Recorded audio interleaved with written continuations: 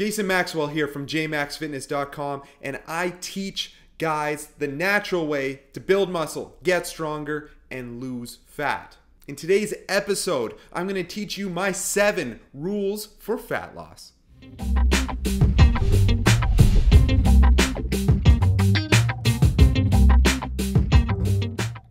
Fat loss rule number 1, caloric deficit. What do all of these diets have in common? If it fits your macros, flexible dieting, ketogenic diet, Atkins diet, intermittent fasting, Weight Watchers, zone diet, South Beach diet, what do they all have in common?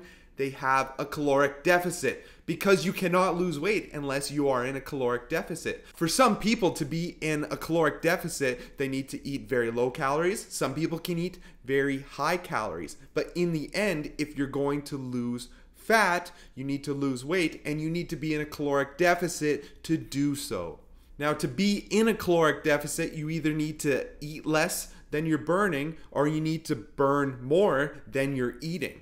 That's the only way to achieve a caloric deficit. So that means you can achieve that caloric deficit via exercise, or you can achieve that caloric deficit via your nutrition. What do I recommend? Start out with body weight in pounds times 12 and then adjusting from there. So if you are 200 pounds, then you need to eat 2,400 calories per day to be in that caloric deficit and get started. But we know in order to be in a caloric deficit, nutrition is just part of it. You can exercise to be in a caloric deficit as well, but that's why I recommend starting out with body weight times 12 and then adjusting from there. Fat loss rule number 2, high protein diet.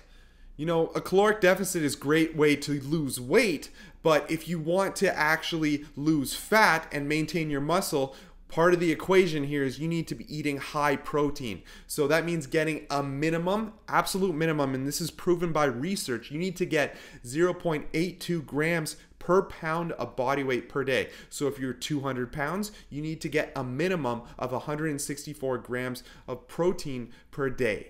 Fat loss rule number 3, you need to get stronger. Now we're fixing that trifecta of fat loss, which is caloric deficit plus high protein diet plus strength training equals fat loss. You need to maintain your muscle, and eating a high protein is not the only way you're going to achieve that. You need to combine that with strength training. So get stronger and you will maintain your muscle. When you do eat with a caloric deficit and you do eat high protein, when this happens, when you lose weight, the weight you lose will be fat and it's not going to be muscle. Fat loss rule number 4, build muscle. If you have more muscle mass, you can eat more calories per day and still be in a caloric deficit. This is huge for most people because that means you can eat more food and still lose fat. And on top of this, when you want to lose fat, a lot of times people, they want to lower their body fat percentage. How do you lower your body fat percentage? One of the ways is losing fat. Another way is building muscle tissue. If you gain muscle, your body fat percentage drops. Fat loss rule number 5, metabolic resistance training. Now, metabolic resistance training, or as I like to call it, MRT, basically what you're doing is you're achieving a caloric deficit because you're burning calories in the gym and increasing your metabolism. But on top of this, you're using strength training to do that. So not only are you maintaining your muscles by strength training, you're increasing your metabolism so you burn more calories. And what happens when you're using metabolic resistance training is you're increasing your metabolism 48 hours after your workout. So that means you're gonna work out and then you'll go home and sit on the couch and you'll burn more calories than if you didn't do that workout. And you're burning calories while you're sitting on the couch watching Netflix. It's a great way of doing it. So with metabolic resistance training, essentially you're gonna use full body strength exercises, and these are big compound exercises, and you're going to combine them in a way such as using, supersets or trisets, giant sets, or even a circuit, and you're going to have shorter rest periods. So the simplest example I can give you is using a bench press.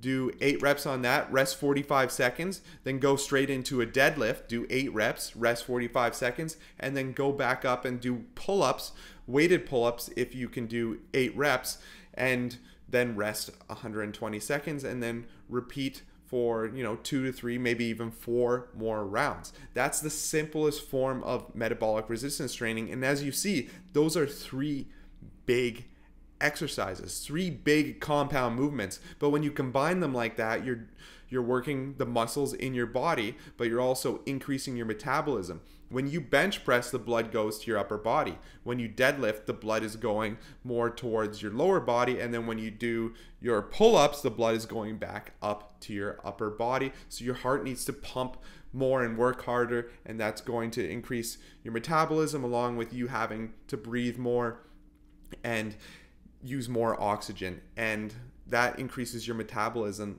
up to 48 hours after the fact, which means you're going to burn more calories.